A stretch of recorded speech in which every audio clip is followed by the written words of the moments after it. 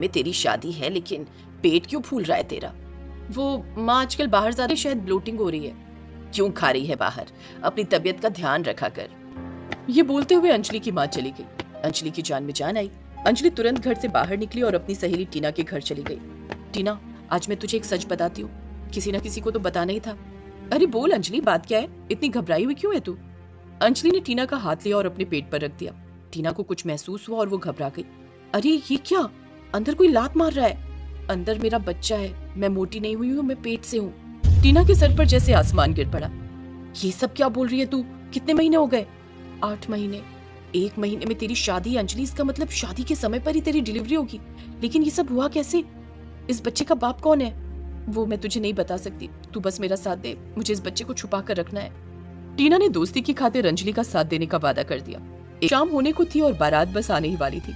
अंजलि टीना के साथ कमरे के अंदर शादी का जोड़ा हाथ में लेकर बैठी थी।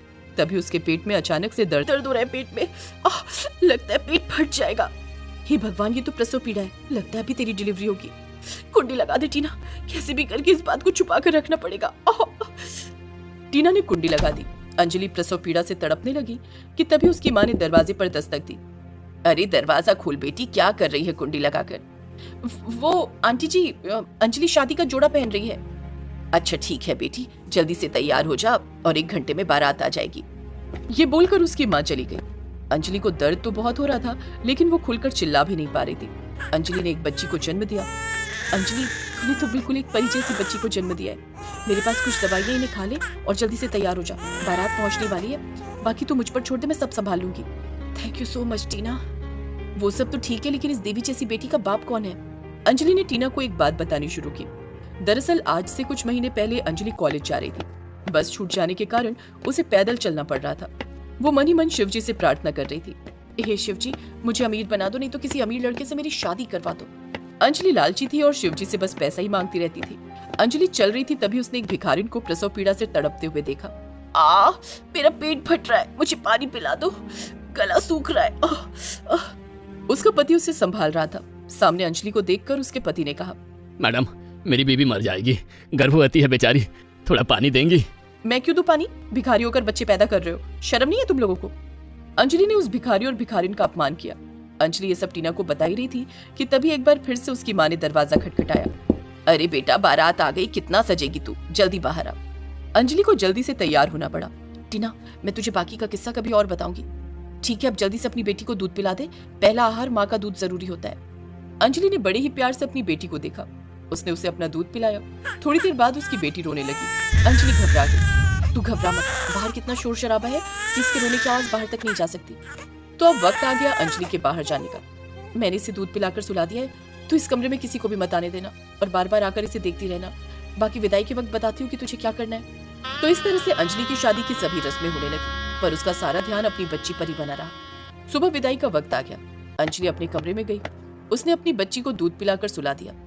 टीना, मैं अपनी बच्ची से अलग नहीं रह सकती और ना ही मैं इसके बारे में किसी को बता सकती हूँ। मैं किसी तरह इसे अपने साथ ले जाऊंगी। वो सब तो ठीक है, लेकिन ससुराल जाने से पहले इसके बाप का नाम बताकर जा मुझे, वक्त आने पर सब पता चल जाएगा। टीना ने एक बड़े से बैग में अपनी बच्ची को छुपा लिया और अपने ससुराल आ गई। स्कूल पहुंचते ही सबसे पहले वो अपने कमरे में पहुंची। उसने झट से दरवाजा बंद किया और अपनी बच्ची को बैग से बाहर निकाला। बच्ची मुस्कुरा रही थी। मुझे माफ कर देना मेरी रानी, मेरी वजह से तुझे ये सारी तकलीफें झेलनी पड़ी। उसने जल्दी से अपनी बच्ची को दूध पिलाकर सुला दिया। इतने में उसकी साथ आया। अंजलि डर गई, क्योंकि अब यहाँ उसकी मदद करने के लिए उसकी सहेली टीना भी नहीं थी। बहू, जल्दी से तैयार हो जा, सारे मेहमान आ चुके हैं, मुंह दिखाई की रस्म होने वाली है। बस 5 मिनट में आई माँ जी। अंजलि ने अपनी बच्ची को अलमारी के अंदर एक छोटा सा बिस्तर बनाकर सुला दिया। ये जगह ठीक रहेगी, यहाँ मेरी लेती रहेगी और मच्छर भी नहीं काटेंगे। अपनी बच्ची को अलमारी में सुलाकर वो बाहर आ गई और मुंह दिखाई की रस्म शुरू हो गई। रस्म खत्म होने बाद वो फिर से कमरे में आ गई। उसने अलमारी खोली तो बच्ची हंस हंस कर खेल रही थी। अंजलि ने उसे दूध पिलाया। रात में उसने उसे फिर से सुला दिया और अलमारी में ही छुपा दिया, क्योंकि रात ली है। खाना भी बहुत अच्छा बना। मुझे भी जल्दी से दादी बनना है बहू। कुछ नहीं बोली। बेचारी शर्मा आ गई। तो इस तरह जब भी कमरे में कोई नहीं होता तब अंजलि अपनी बच्ची और दूध पिलाती। जैसे ही कोई आ जाता या उसे बुला लेता, वैसे ही वो अपनी बेटी को अलमारी में छुपाकर चली जाती। अगली सुबह अंजलि का पति नहाकर बाथरूम से निकला और सीधा उस अलमारी के पास पहुंच गया। की बेटी थी वो। अंजलि आ गई।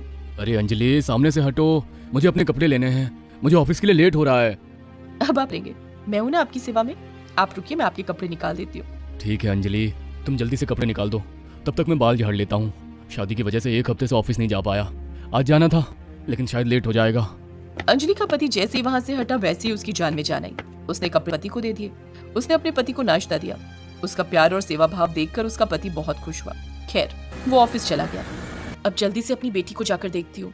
अंजलि भाग। इसके बाद उसने अलमारी से अपनी बेटी को निकाला, उसे दूध पिलाया और उसके साथ खेलने लगी। बेटी मुझे माफ कर देना, का यकीन नहीं करेगा।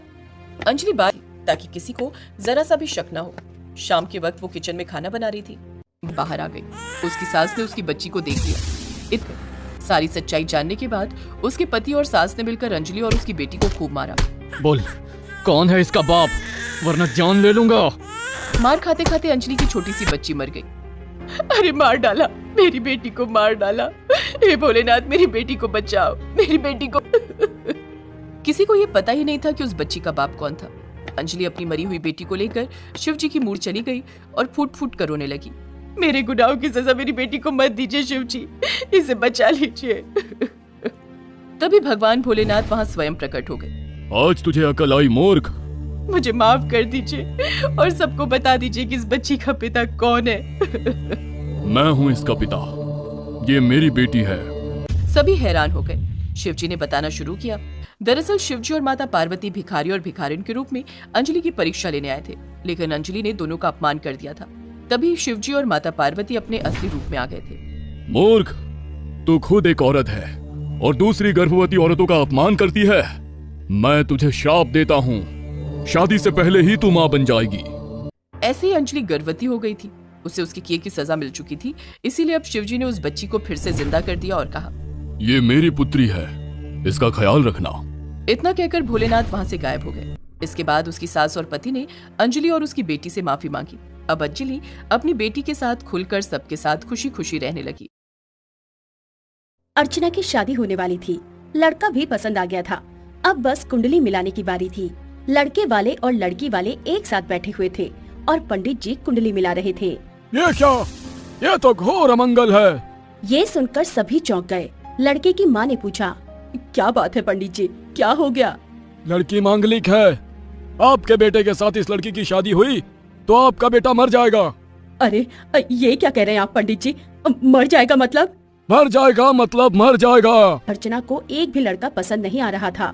अर्चना की माँ सुजाता ने पंडित जी से पूछा, पंडित जी ठीक से देखिए ना एक बार, ऐसा नहीं हो सकता। नहीं हो सकता का क्या मतलब है? पंडित जी ने बोला है तो सही होगा। मैं ऐसी बेटी के साथ मेरे बेटे की शादी नहीं करवा सकती। चल बेटा, किसी और लड़की से शादी कर लेंगे। वो लोग उठकर जाने ही वाले थे कि तभी पंडित जी ने कहा, 1 मिनट रुक जाइए, इसका एक तोड़ है। अच्छा, क्या तोड़ है? बोलिए ना पंडित जी, हम कुछ भी करेंगे। देखिए, मांगलिक बेटी की शादी पहले एक पेड़ से करवानी पड़ेगी। उससे जान जाने का जो रिस्क है वो उस पेड़ पर चला जाएगा। उसके बाद अर्चना बिटिया और राहुल बाबा की शादी बेझिझक हो सकती है। ये सुनकर सबकी जान में जान आई, खासकर राहुल के। राहुल को अर्चना बहुत ज्यादा पसंद आई थी। ये सुनने के बाद राहुल ने अर्चना की तरफ देखकर हंस दिया। अर्चना भी शर्मा गई। ठीक है पंडित जी, मैं पेड़ से शादी करने के लिए तैयार हूँ। ठीक है, इस गांव में एक बरगद का पेड़ है। वो पेड़ बहुत पुराना है, मरने ही वाला है। उसी से अर्चना बिटिया की शादी करवा देते हैं। हाँ हाँ, कल का मुहूर्त बहुत शुभ है शादी के लिए। कल ही हो जाए शादी। अर्चना के घर में हलचल मच गई। अगले दिन पेड़ के साथ उसकी शादी होने वाली थी। राहुल और उसकी माँ घर लौट गए। अगले दिन सुबह सुबह अर्चना सज धज कर तैयार हो गई और बरगद के पेड़ के पास चली गई। पंडित जी वहाँ पहले से ही अर्चना का इंतजार कर रहे थे। आओ बेटी आओ, जल्दी से यह शादी निपटा देता हूँ। अर्चना ने बरगद के पेड़ का चक्कर लगाकर फेरे लिए। उसके बाद उसकी शादी उस पेड़ के साथ हो गई। अर्चना की माँ सुजाता भी वहीं मौजूद थी।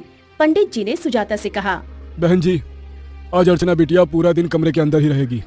कोई उसके कमरे में नहीं घुसेगा, नहीं तो सब कुछ गड़बड़ हो जाएगा। खाना वाना उसके कमरे के अंदर ही रख देना। एकदम कल सुबह ही आप लोग अर्चना बिटिया का चेहरा देख सकेंगे। ठीक है पंडित जी, बेटी की जिंदगी का सवाल है, आज उसके कमरे में कोई नहीं घुसेगा। अर्चना अपने कमरे में घुस गई। सुजाता ने कमरे के अंदर ही पूरे दिन का खाना दे दिया और सुजाता ने बाहर से दरवाजा बंद कर दिया। अभी खाने का मन नहीं हो रहा, नींद आ रही है, सो जाती हूँ। अर्चना सो गई। शादी के लिए उसे सुबह जल्दी उठना पड़ा।